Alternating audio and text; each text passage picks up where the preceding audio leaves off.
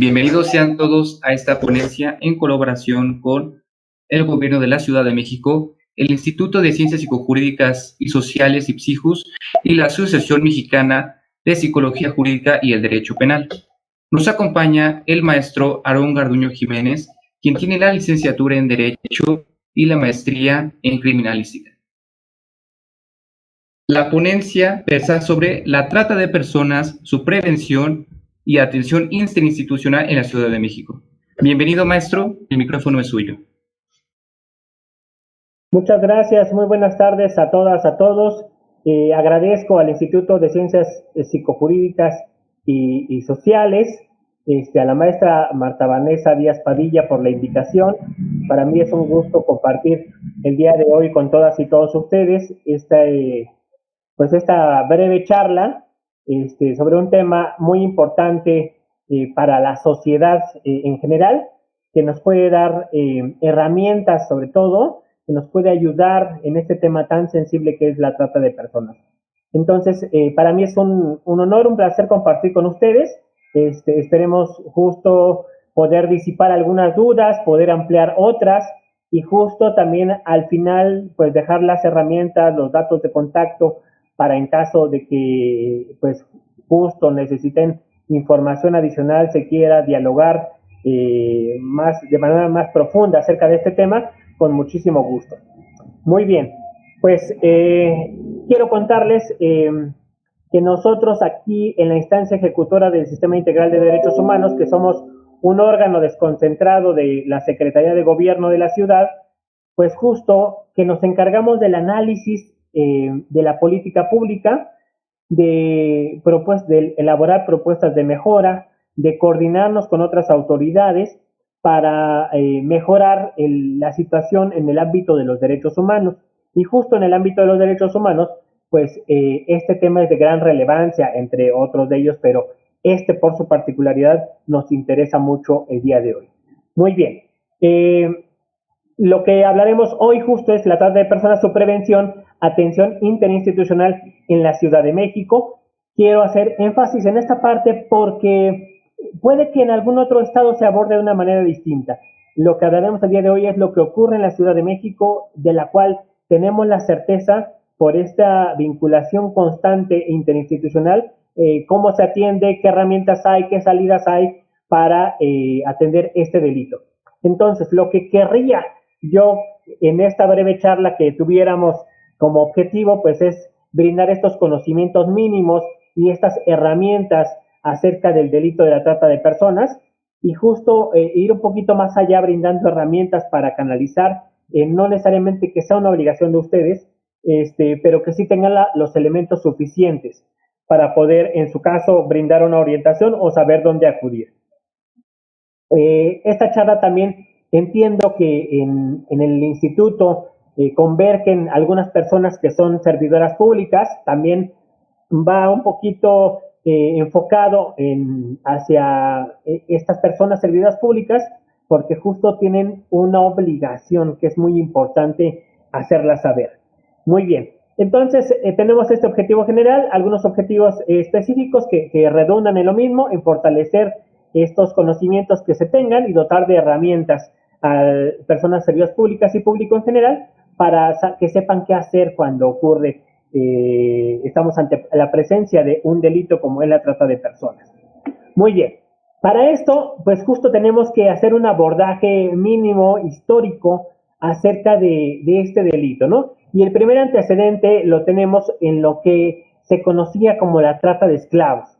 El tema de la trata de esclavos o el tema de la esclavitud está inmerso en la historia de la humanidad desde hace muchísimos años, donde era común esclavizar a la gente, y incluso antes referimos aquí el 1525, yo me remontaría un poquito más, incluso en los albores del derecho romano, donde había legislaciones específicas, donde el centro del instrumento jurídico pues era el pater familias, y en el cual dentro de sus accesorios, digamos, de este pater familias estaba incluida la esposa, los hijos y los esclavos, entonces que eran tratados justamente como objetos. Pero bueno, Después de ahí, era normal que las personas tuvieran esclavos, que sometieran a personas a esclavitud, y había todo un mercado. Para el caso de América, pues justamente posterior al descubrimiento de América, pues viene también viajes en los cuales eran barcos llenos de esclavos y se comercializaban en lo que era Mesoamérica. Entonces, pero en este tema, creo que era una práctica legal poder poseer un esclavo, poder comprar un esclavo o esclava, venderlos y y eso incluso lo vemos el día de hoy con el sincretismo que tenemos en México. Después viene una etapa donde se va prohibiendo en algunos lugares esta práctica de la esclavitud, como Gran Bretaña, Estados Unidos. Hay una referencia muy común, incluso hoy en día, y que coloquialmente es conocida, pero es incorrecta, jurídica y técnicamente, en la trata de blancas. Y eso hace referencia a que en algún momento de la vida estaba previsto o estaba permitido este tráfico, esta venta de esclavos, pero justamente cuando hablamos de una persona aria, pues entonces ahí hablamos de que podía ser sí un delito. Seguimos en esta evolución con algunas declaraciones en materia de derechos humanos, hasta llegar a 1926, donde hay una convención sobre la abolición de la esclavitud. En 1926 hay otra convención en 1956. Esto quiere decir que no quedó suficientemente claro, y hasta 1956 hay esta convención específica en contra de la esclavitud, la trata de esclavos y esas prácticas análogas. El día de hoy va cambiando esta situación, ya no es la esclavitud, ahora es la trata de personas, ¿no? Y la esclavitud forma una parte de sus modalidades de explotación, pero ahora hay más. Desafortunadamente el ser humano pues busca siempre justo cómo explotar a sus semejantes, beneficiarse de esta situación. Entonces, este es el antecedente histórico. Hay más, por supuesto, pero dada la síntesis que tenemos que hacer, nos quedaremos con estos esbozos en materia histórica respecto de la trata de personas. En otro apartado, pues justo referir que tenemos una gran producción normativa a nivel internacional que combate la trata de personas. Empezamos desde la Declaración Universal de los Derechos Humanos de 1948, la Convención sobre la Eliminación de todas las formas de discriminación contra la mujer, y otra serie de convenios ya más específicos, como de trabajo en contra del trabajo forzoso, de la abolición del trabajo forzoso, de las peores formas de trabajo infantil, y específicamente quiero llegar a este último, que es el protocolo para prevenir, reprimir, sancionar la trata de personas, especialmente en mujeres y niños. Posteriormente abordaremos el por qué hacemos énfasis en estos dos grupos de atención prioritaria. Pero a nivel internacional, al día de hoy, hay un consenso de combate a la trata, de entender conceptualmente qué significa, y también un consenso generalizado de que es una violación a derechos humanos, y también abordaremos el por qué. A nivel nacional,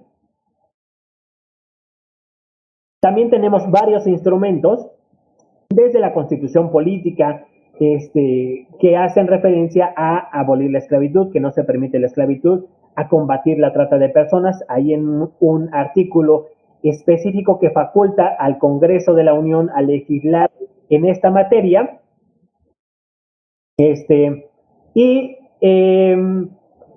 Y de ahí se deriva una serie de cuestiones, obligaciones que tienen que realizar tanto a nivel federal como en los estados para combatir este delito. Recordar aquí, quiero hacer una pausa para recordar que la trata de personas es uno de los delitos más lucrativos que existen.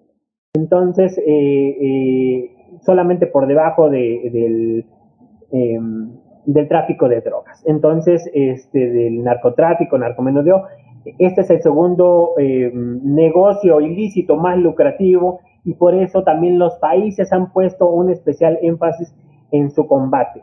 Hay un reglamento de esta ley general, hay un protocolo rapport en la Ciudad de México para combatir este delito.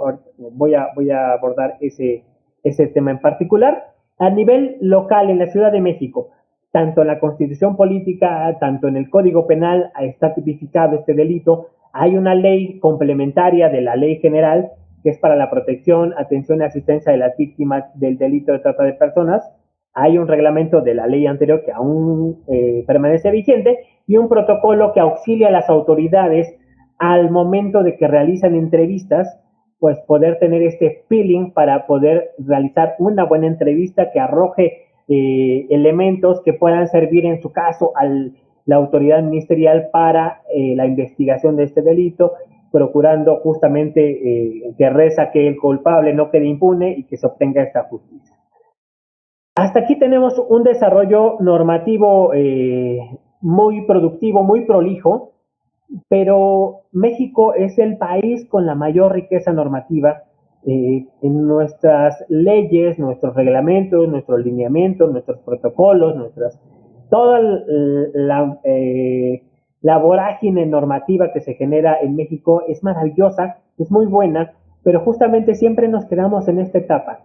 El gran reto es hacer que esta garantía formal pase a una garantía material, es decir, que todo lo que está escrito, que es muy bonito, realmente suceda, realmente se aplique, realmente haya una disminución en la incidencia delictiva en la Ciudad de México, en el país, en todos los lugares.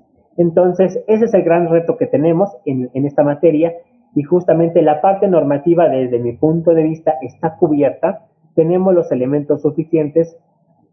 Sin embargo, la brecha está en el cómo, en el quién, en el cuánto, ¿no? Entonces, en una difusión abierta hacia la población, que todos sepamos identificar este tipo de delitos. Muy bien, vamos a continuar avanzando, pero quiero dejar en claro que la parte normativa está cubierta. La abordaremos en algunos esbozos más adelante.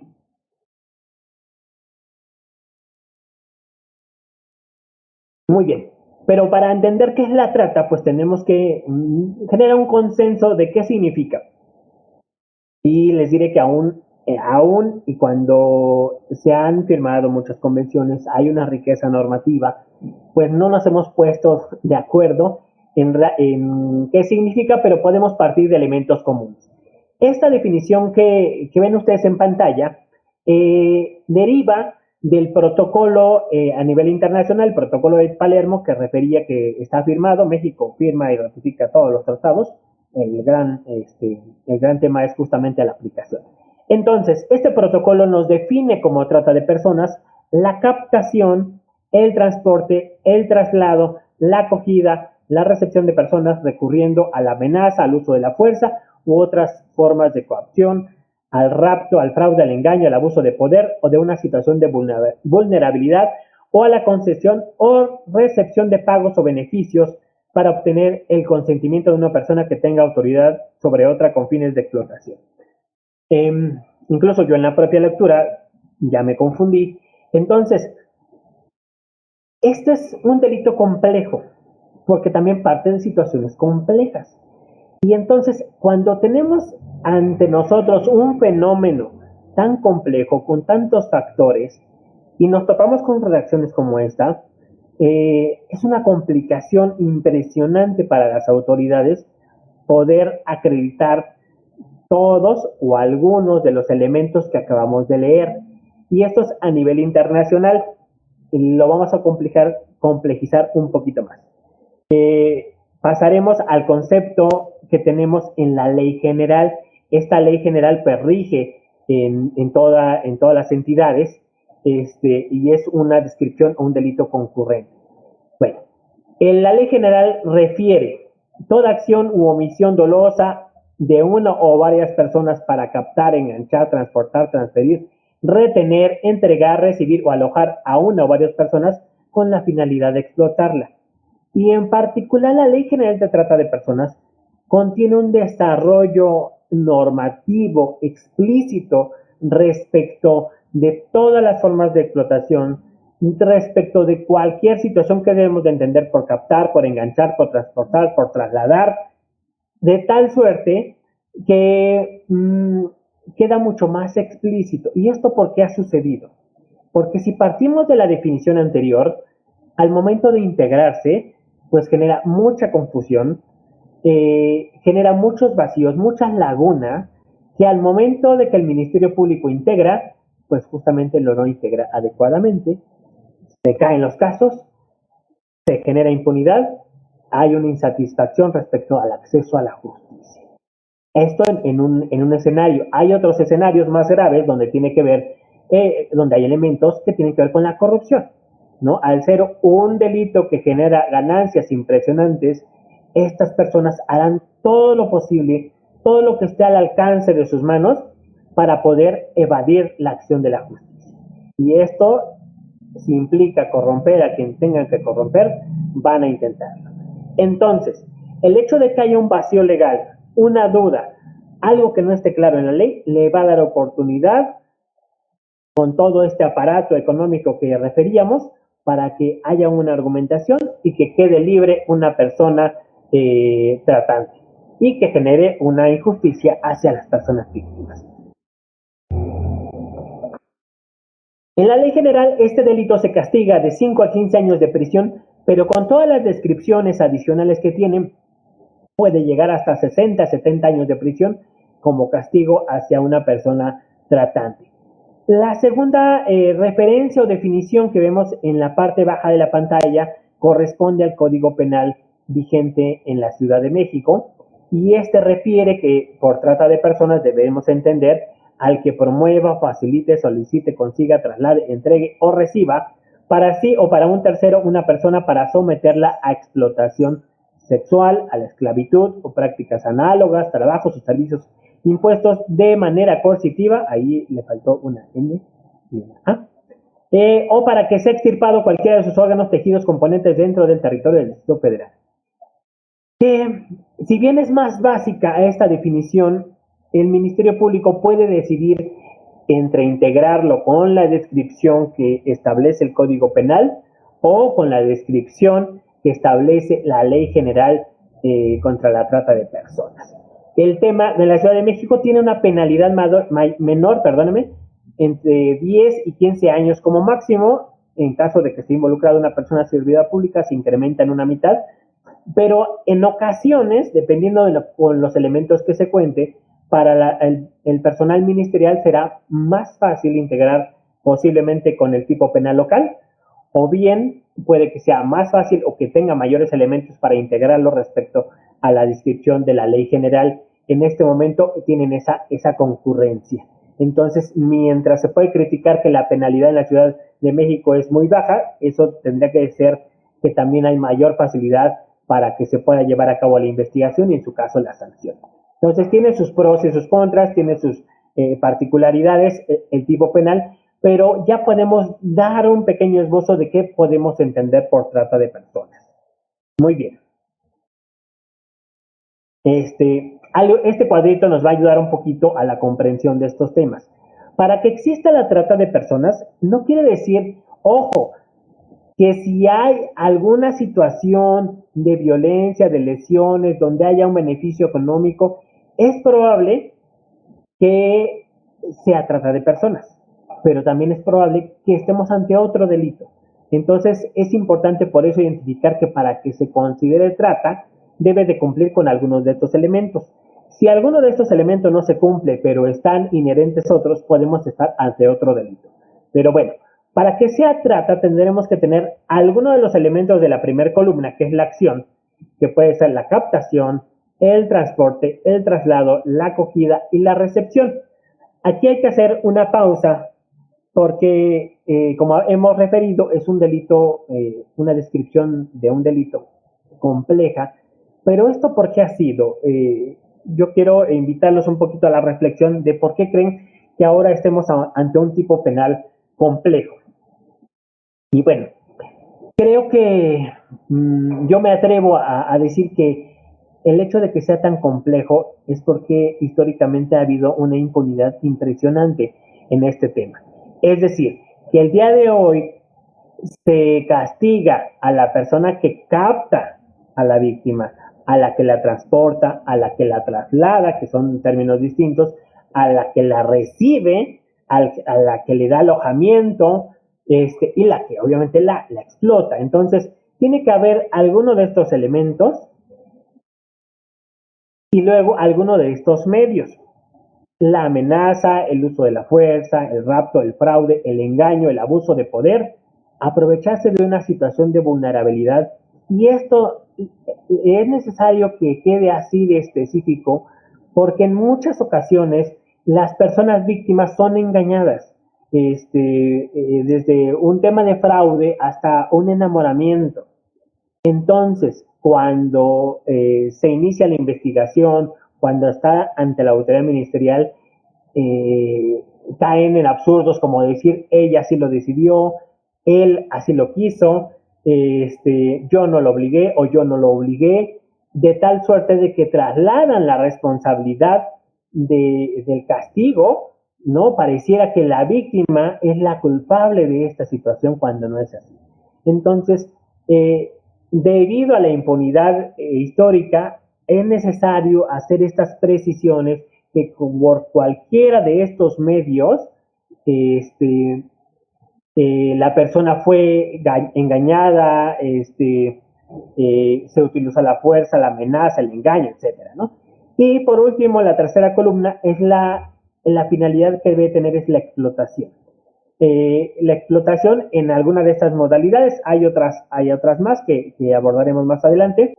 Algunos datos que le pueden dar sentido a todo esto que estamos diciendo, que pudiera parecer muy técnico, vamos a darle un poco de sentido para darle a la realidad, ¿no? Es un fenómeno delictivo de alto impacto y aquí quiero hacer énfasis en que por qué se considera un delito y una violación a derechos humanos.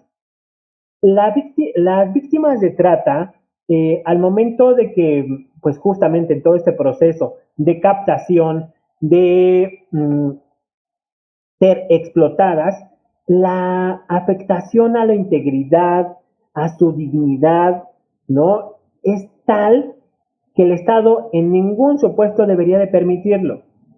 Es decir, es aquí donde se dice cuál es la falla del Estado, que justamente existe la trata de personas, ¿no? Recordarán algunos de ustedes los casos de las muertas de Juárez, es decir, ¿qué está haciendo el Estado que la situación es tan adversa, tan lamentable, que hay una obligación como Estado de proteger que este tipo de crímenes no sucedan? Pasa lo mismo con la trata de personas. Decimos que es un delito y una violación a los derechos humanos porque el Estado debe de hacer lo suficiente para que no ocurra. Entonces, por eso decimos que cuando estamos ante la trata de personas es un delito y una violación a derechos humanos por parte del Estado porque debe de ir más allá. Hay algunos factores estadísticamente que hacen a las personas proclives a poder ser captadas, que es el desempleo, el trabajo informal, la falta de servicios como la vivienda, la educación, la salud. Últimamente, temas de delincuencia organizada. Las principales formas de explotación son la explotación sexual, en la Ciudad de México, segundo lugar, los trabajos forzados y tercero, la explotación laboral. También estadísticamente que las mujeres, niñas y niños son las principales víctimas del delito. En la Ciudad de México es un lugar propicio para esta actividad, me refiero a las personas tratantes, porque somos tantos en la Ciudad de México, tantos y tantas, que esto facilita justamente la ocultación, ¿no? La respuesta también. Entonces hay muchos factores por los que esta comisión delictiva, los consumidores también. Entonces hay muchos factores. Entonces, en 2022, hasta el mes de agosto, se registraron 106 carpetas de investigación por el delito de trata de personas. Ni siquiera terminamos el año y ya teníamos 100 carpetas. Y bueno, y otro de los temas que se han identificado, pues es justamente el tema de la COVID-19, muchas adversidades ante las que se vio la gente. Esto incluso derivó en el uso de mayor manera en las tecnologías y que también tenemos a muchas niñas y niños en riesgo de ser víctimas de personas tratantes de fraude, de extorsión, por el uso de las redes sociales, por el uso de los juegos, y que creemos que, de acuerdo a otro reporte del Consejo Ciudadano, de los reportes que ellos recibieron el año pasado, el 30% estaban vinculados en materia de trata de personas a el uso de algunos juegos online. Entonces ahí debemos de poner ojo. Muy bien. Rápidamente queremos que esta parte quede clarísima. Si esta parte queda clara, estamos un pasito más adelante. Y hablábamos de que debe de haber ciertas condiciones de captación, cómo son captadas las personas trasladadas, enganchadas, ¿no? Pero cuando hablamos para qué, estas justamente son las modalidades de explotación. La primera es la esclavitud, y que hemos platicado un poquito acerca de ella, que es el dominio de otra persona y que disponen de la misma, ¿no? En condiciones justamente que no creeríamos que suceden en este siglo, ¿no? Y tenemos por ahí un caso, me parece que la compañera se llama Sunduri, hace algunos años, y justamente vivía en una situación de esclavitud dentro de una tintorería. Y que no creeríamos en realidad sucede. La condición de siervo. Esta está asociada a temas, sobre todo agrícolas, donde justamente pasamos a ser una especie de trabajadora en los campos agrícolas, pero aquí en la clave está que no nos podemos cambiar de lugar, de vivienda o de trabajo, y estamos prácticamente a merced de la otra persona. Voy a dar a la siguiente. Esta es la más común, la prostitución ajena y otras formas de explotación sexual.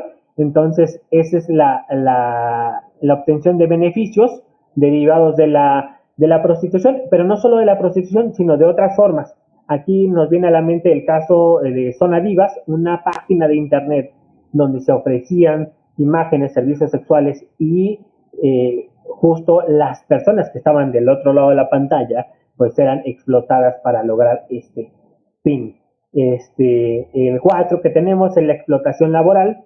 Yo sé que en algunos trabajos nos sentimos en estas condiciones, pero justamente la parte de definición es este beneficio económico por el trabajo de otra persona, sometiéndolo a prácticas pues justamente que vulneran su dignidad, con condiciones peligrosas, insalubres, que ojo, aquí hay una línea delgada entre las infracciones a la ley federal del trabajo, la ley federal del trabajo al servicio de la ley federal de trabajadores al servicio del Estado. Entonces, que el hecho de que podemos estar ante la trata y ante una infracción a una ley laboral. Entonces, una no exime a la otra, eso es muy importante referirlo, pero justamente nos estamos hablando de esto.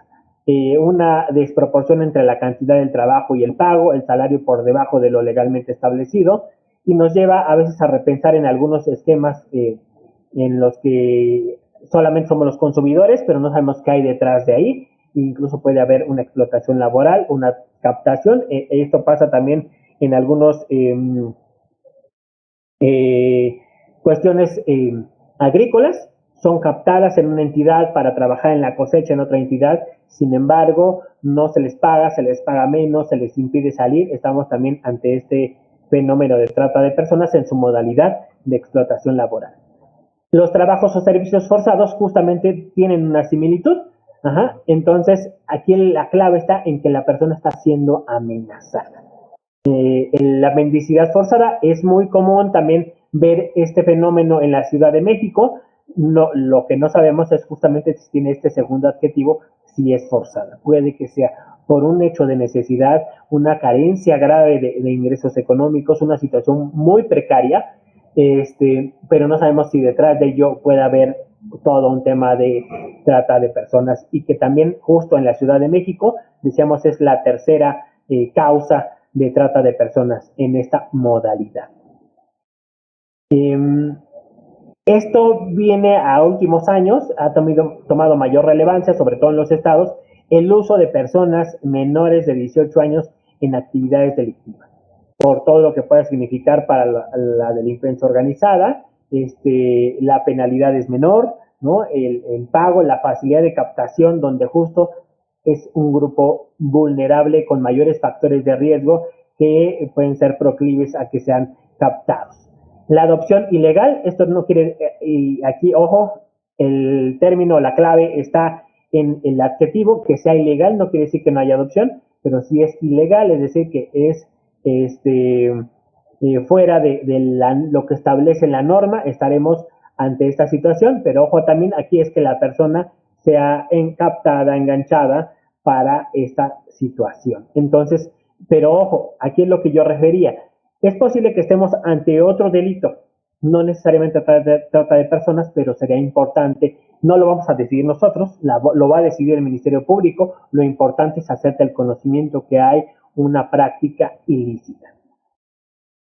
El matrimonio forzoso o servil, ese es todo un tema, porque hay algunos pueblos, barrios, comunidades indígenas residentes que podría parecer como parte de los usos y costumbres y que pueden llegar a defender vehementemente como parte de su cultura.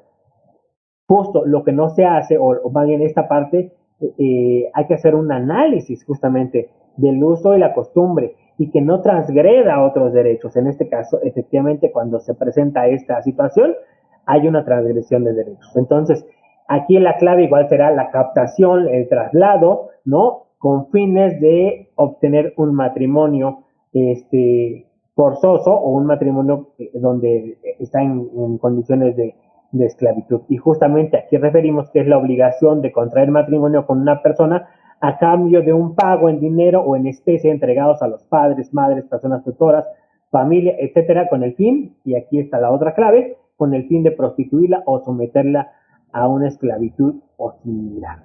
Entonces, hay una línea delgada entre los usos y costumbres. Es difícil que también esta información, y ese es el reto que estamos asumiendo en la Ciudad de México, que esta información llegue a donde tenga que llegar, es decir, a las comunidades indígenas, a los pueblos, barrios originarios, es donde tiene que llegar esta información. 10, el tráfico de órganos, tejidos, células y de seres humanos vivos. La captación para que esto suceda, pues también es una modalidad de trata de personas. Y por último, la modalidad 11, de acuerdo a la ley general, pues es la aplicación sobre una o varias personas, procedimientos técnicas o medicamentos no aprobados. Es decir, la experimentación biomédica es parte de nuestra vida. La clave será aquí que haya toda esta cadena de captación, todo para una experimentación ilícita. Y bueno, y lo digo porque justo en contexto pandémico hay gente que se declaró voluntario o voluntaria para la aplicación de la vacuna patria en fase de pruebas. Eso es experimentación biomédica. ¿Cuál es la diferencia? Que es una experimentación biomédica lícita. Entonces, es muy interesante esta parte, pero justamente será trata cuando haya todo este proceso y haya esta finalidad de experimentación biomédica, pero ilícita. Estas son las modalidades o finalidades de la explotación que nos pueden dar claridad cuando estamos ante un posible delito de trata de personas y que será muy importante que así sea identificado. Esta serie de glosario o de mini infografías las hicimos con esta finalidad de poder hacer más accesible la información, más asequible a los destinatarios, asociándolas con algunas imágenes que pudieran facilitar la comprensión para que llegue a todas y todos. Eso es muy importante. Muy bien. Aquí hay otro eje que cruza, que es el tema de, hay algunas poblaciones que están en mayor riesgo que otras, porque históricamente así ha sido determinado por estos factores, y que no quiere decir que en automático una persona en situación de riesgo es víctima de trata, no, pero sí hay mayores elementos que pudieran incidir a que sea una posible víctima de este delito. Primero, empezamos por las mujeres. Hay quienes sostienen que no son un grupo de atención prioritaria porque son mayoría. Por supuesto, es el 51% de la población en México. Sin embargo, por la construcción histórica y cómo se ha tratado a las mujeres, es porque están en esta situación de mayor riesgo. Entonces, no es que per se lo sean, es que históricamente ha sucedido y justamente estamos en esta inercia de cambiar esta situación de desventaja hacia las mujeres y que todas y todas estemos en una situación de igualdad. Pero históricamente las mujeres a través de estas construcciones heteropatriarcales históricas están en mayor riesgo. Muy bien. Otro grupo en situación de riesgo pues son los niños, las niñas y los adolescentes. Y aquí lo decimos por las características fisiológicas, la constitución social, a veces referirnos que son personas que requieren apoyo, que no están suficientemente desarrolladas. Algunas son niñas y niños, efectivamente será más fáciles de ser captadas, engañadas. Referíamos que los reportes del Consejo Ciudadano refieren que muchas y muchos de estos niños han sido captados o han estado en riesgo de ser captados por el uso de algunos juegos en línea como son Roblox, Fortnite, Free Fire, entre otras, donde justamente tiene que ver la interacción con otras personas en la virtualidad y que los lleva justamente al engaño. Es por eso que consideramos que es un otro grupo de población que tiene mayores elementos de riesgo para ser víctimas de trata de personas. Muy bien, las personas en contexto de movilidad son otro grupo. ¿Por qué? Porque generalmente estamos hablando de personas que están migrando, personas que entran de forma irregular a nuestro país y que en ocasiones son despojadas de sus documentos, que viven ante el temor de una posible deportación, porque ellos justamente están en tránsito y también es fácil que caigan en las garras de la delincuencia organizada y que justamente no tienen estas redes de apoyo y es posible que sean captadas. Otro grupo pues son las personas con discapacidad. En ocasiones hemos hablado de las redes de apoyo, hemos hablado de estas condiciones que los colocan en una posición vulnerable, en una posición donde no siempre pueden defenderse, acudir, incluso darse a entender. Va a hacer énfasis en alguno de estos de estas particularidades y en ocasiones pues justamente son utilizados para la explotación. A lo mejor algunos de ustedes recuerdan una película que fue muy exitosa a nivel mundial, ¿no? Quisiera ser millonario, donde justamente estas personas con discapacidad son utilizadas para ser explotadas en una modalidad de mendicidad forzada. Entonces, ojo, por sus propias condiciones, pueden estar en esta situación de riesgo. Incluso, insisto aquí, no quiero decir que una persona con discapacidad automáticamente está en riesgo inminente de ser tratada, pero sí hay mayores elementos. Otro es las personas LGBTIQA+.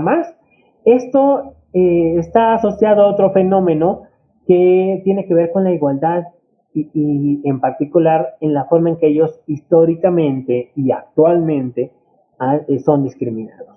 Incluso en esta construcción de su propia identidad, en ocasiones colapsan sus redes de apoyo, sufren el rechazo familiar, comunitario, y esta ausencia de redes de apoyo y a veces justamente los puede poner en una situación de riesgo para que sean captadas o captados. Entonces, estos son la población indígena. Entonces, aquí la barrera principal muchas veces va a ser el idioma. Entonces, también los va a colocar en una situación de discriminación, y con esto tan sencillo como es el idioma pueden ser víctimas de fraude, víctimas de engaño, pueden ser captadas. Entonces, es otra población. Bueno, entonces hablamos ya de las modalidades, hablamos de grupos de atención prioritaria que tienen un mayor riesgo de enfrentarse a este fenómeno delictivo y ahora trataremos de esbozar justamente qué está haciendo la Ciudad de México para atender este fenómeno tan complejo. Bueno, referir que en la Ciudad de México hay una comisión interinstitucional para la atención de este delito. ¿Y esto qué quiere decir? que es un órgano colegiado donde están estas autoridades que aparecen en pantalla, que son, ya desglosando las 16 alcaldías, estamos hablando de 35, 37 entes que participan en este colegiado. También participan organizaciones de la sociedad civil, participa la Organización Internacional de las Migraciones, el Alto Comisionado de las Naciones Unidas, ONU-DC, que es la agencia de la ONU en contra de las drogas y el delito, y otros actores ahí que están interesados justamente en esta temática.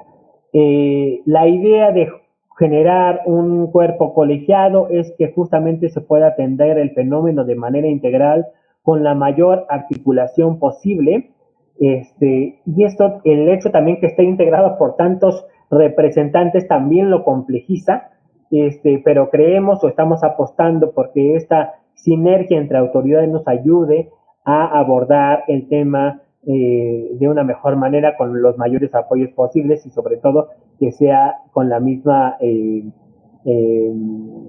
energía, con la misma visión, ¿no?, de Estado que permita atender de forma integral. Entonces, hay una comisión interinstitucional donde justamente se ventilan este tipo de problemáticas institucionales, se acuerdan las posibles rutas de solución, la ruta de ejecución, se da un seguimiento y, por supuesto, una rendición de cuentas. Ese es un colegiado que sesiona en la Ciudad de México al menos 4 veces al año, que tiene a su vez subgrupos de trabajo para que puedan atenderse temas en concretos, como lo es la capacitación, como es la difusión, como es la rendición de cuentas o la atención de casos específicos, la reparación del daño en algunos casos, en fin. Entonces, es importante que se avanza de manera colegiada.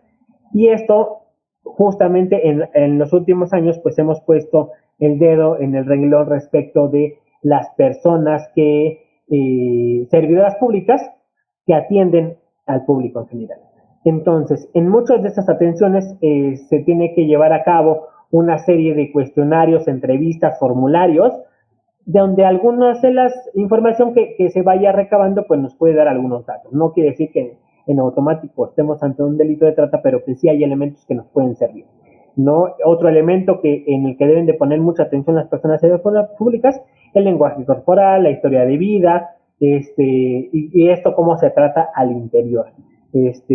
Recientemente nos comentaban un caso en el sector salud, donde justamente las personas, en este caso la trabajadora social, hace la entrevista y tiene algunos datos de alerta, donde justamente se decide que debe traer un tratamiento para poder obtener información adicional y que estaban ante un posible caso de trata de personas. Otros datos de alerta que justamente deben de poner mucho ojo las personas servidoras públicas, signos de violencia física o psicológica, la falta de documentos, referíamos de las personas que están en situación de movilidad humana, la actitud de desconfianza, irritabilidad, niñas, adolescentes no acompañados.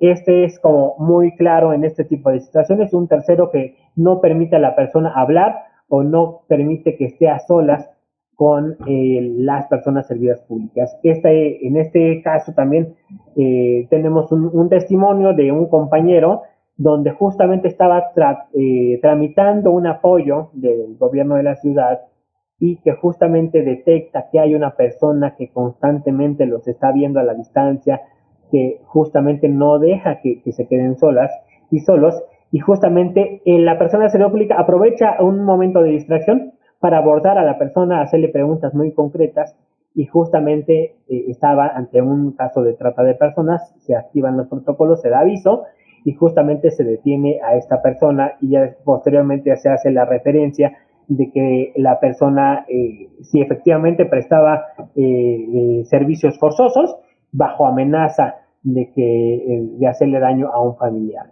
Entonces, son cosas que tienen que tener muy en cuenta las personas servidoras públicas, porque de alguna manera todas y todos están obligados a dar parte a la autoridad cuando están ante la presencia de un delito. Pero justamente, ¿qué nos va a ayudar a levantar estas antenitas, a estar muy alertas? Pues justamente este tipo de tips. No quiere decir tampoco que quien tenga signos de violencia en automático es víctima de trata, de quien no tenga coherencia entre lo que relata y lo que estamos viendo en la realidad o las contradicciones, no es en automático. Entonces, pero son algunos elementos que pueden irse sumando y podemos decir que estamos ante un posible caso y al final insistiré que a quien le toca determinar eso es a Fiscalía. También en el seno de esta comisión pues hemos tratado de armar una ruta común del conocimiento de todas y todos que inicia desde la detección, desde nuestra trinchera, desde nuestro ámbito de competencia, esta posible detección, y justamente a partir de que contamos con algunos elementos, lo tendremos que canalizar hacia la Fiscalía y ahí activar toda una oferta de programas, de servicios que además de la investigación propiamente pueden coadyuvar sobre todo en el tema de las víctimas, porque justamente le ponemos de repente mucho énfasis al castigo de la persona que delinque, pero las víctimas justamente a veces quedan un poco de lado y a veces nos preguntamos cómo le restituye los derechos a una persona víctima del delito de trata de personas.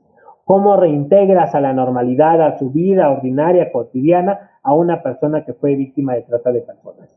En algunas comunidades, barrios, hay veces que las personas justamente son captadas, tratadas con fines de explotación y cuando pretenden regresar a su seno comunitario no se les permite o son objeto de discriminación. Entonces, si bien es importantísima la investigación, importantísima la sanción, también lo es igual de importante el acompañamiento a la víctima, la restitución de sus derechos al mejor grado que sea posible.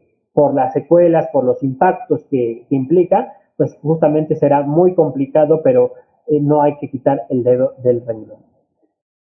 Muy bien, entonces, este es lo que tendría en un ideal teórico que pasar y que justamente estamos trabajando en que así suceda.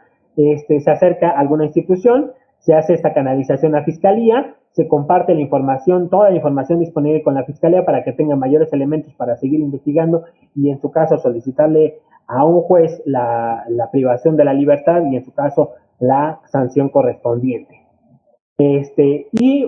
Pero esto no funcionaría justamente si tenemos toda esta parte teórica, esta parte de identificación de posibles casos, esta ruta de trabajo, no tenemos a dónde acudir. Y justamente ahí es donde queremos ir cerrando esta charla del día de hoy con los canales apropiados para acudir en caso de un posible caso de trata de personas. Uno es a la Fiscalía. Esta presentación igual se va a quedar con ustedes, pero bueno, viene ahí los números particulares de la Fiscalía, tiene una línea de atención específica para víctimas de trata. Está también una línea a cargo del Consejo Ciudadano de Seguridad Pública y que es una línea nacional. Algunas personas optan por esta vía del Consejo Ciudadano, otras lo hacen directamente en Fiscalía e incluso tenemos también aquí números telefónicos de una organización de la sociedad civil que es la Coalición Regional contra el Tráfico de Mujeres y Niñas en América Latina, que también puede hacer orientación, canalización, acompañamiento. Entonces, esta información es súper importante que la tengamos a la mano. Puede que en este momento no estemos ante un caso, pero si en algún momento de la vida lo que querrán saber, a dónde lo tenía que llamar, a dónde le puedo referir, cómo lo puedo orientar, pues es justo que tengamos a la mano estos números telefónicos. Y bueno, ya para complementar esta parte, también decir que nosotros desde la instancia ejecutora del Sistema Integral de Derechos Humanos elaboramos justamente estas infografías para coadyuvar en la difusión, para coadyuvar en este conocimiento del tema, en esta cultura de derechos humanos y abonar en la cultura de la denuncia. Tenemos también algunas otras infografías con algunas traducciones al Mazahua, al Tzotzil, al Mije. Esto fue un trabajo impresionante en colaboración con la Secretaría de Pueblos Barrios Originarios, porque incluso hay palabras que aún y cuando pudieran ser claras con estas imágenes, en términos de traducciones incluso hay palabras que no existen. Entonces, y solamente son 3 de muchísimas lenguas que hay en la Ciudad de México. Ha sido un esfuerzo titánico, es un pequeño pasito y que esperamos seguir avanzando en colaboración con esta Secretaría para poder hacer traducciones a otras lenguas. También esta información está disponible en nuestra página. Tenemos también algunos videos que pueden coadyuvar justamente en esta cultura de la denuncia, referíamos, con algunos ejemplos muy concretos como las ofertas de trabajo, donde dicen que nos van a dar 3,000 pesos diarios, pero nos van a quitar el teléfono, o este tipo de cuestiones, que nos ganamos un premio. Ojo con todo eso, ¿no? Entonces, ahí, pues justamente es tener como las antenitas muy alertas para tratar de identificar cuando estamos ante un riesgo, ¿no? No en automático se trata, pero estamos ante un riesgo. Entonces, justamente para que lo puedan socializar. Y entonces, todo esto lo pueden encontrar, además de la presentación, ya con mayor detalle, con mayor definición, incluso en la página de nosotros como instancia ejecutora. Les invitamos también a que nos sigan en nuestras redes sociales, donde constantemente, pues justamente colocamos estos temas de actualidad en materia de derechos, que consulten este diagnóstico que hicimos, que también se ve ahí en pantalla. Siempre va a estar desfasado, pero hicimos un gran esfuerzo por tratar de mapear qué pasa con la trata en la Ciudad de México, cuántos casos, en qué alcaldías, si son más hombres, si son más mujeres, el promedio de edad de las víctimas, número de sentencias, es decir, que nos pongamos ante un panorama real de cómo está la Ciudad de México en materia de trata de personas. También quiero destacar que es el único diagnóstico que existe a nivel nacional en la materia específico, y también eso nos dice que nos hace falta muchísimo por trabajar.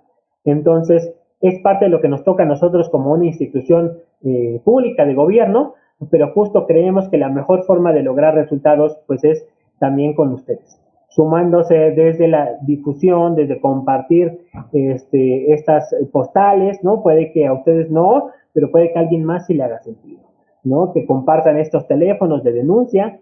Entonces, justamente lo que queremos también es que sea un conocimiento común, que todas sepamos qué es la trata de personas, cuáles son las posibles formas de explotación, y algo que a lo mejor pudiéramos naturalizar, normalizar, saber que estamos ante un posible hecho delictivo. Entonces, creemos que sin ustedes pues no podremos seguir avanzando en el tema, nos queda mucho. Entonces, pero para eso estamos, para eso existimos.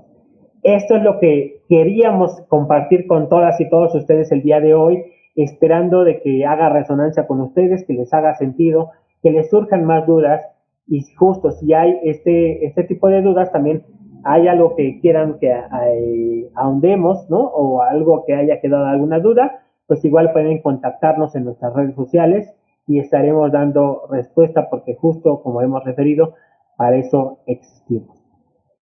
No me queda más que agradecer a la maestra Marta Vanessa Díaz Padilla, al Instituto de Psicología Jurídica y Derecho Penal, a la Asociación de Psicología Jurídica y Derecho Penal, y al Instituto de Ciencias Psicojurídicas y Sociales, que son dos hermanitos con los que siempre hemos colaborado, casi desde su nacimiento. Nos da gusto seguirlos acompañando y esperemos que esto haya sido de mucho beneficio para todas y todos ustedes. Estamos por finalizar la transmisión. Nada más recordarles que esta actividad se llevó en conjunto con la Gobernación de la Ciudad de México y, como bien lo dice el maestro, el Instituto de Ciencias Psicojurídicas y Sociales, así como la Asociación Mexicana de Psicología Jurídica y Derecho Penal. Esta actividad puede generar una constancia. Más detalles los pueden encontrar en nuestra página. Maestro Barón, fue un placer y un honor poder acompañarlo en su ponencia. Y a nuestras y nuestros participantes, desearles una bonita tarde. Sería todo. Muchísimas gracias.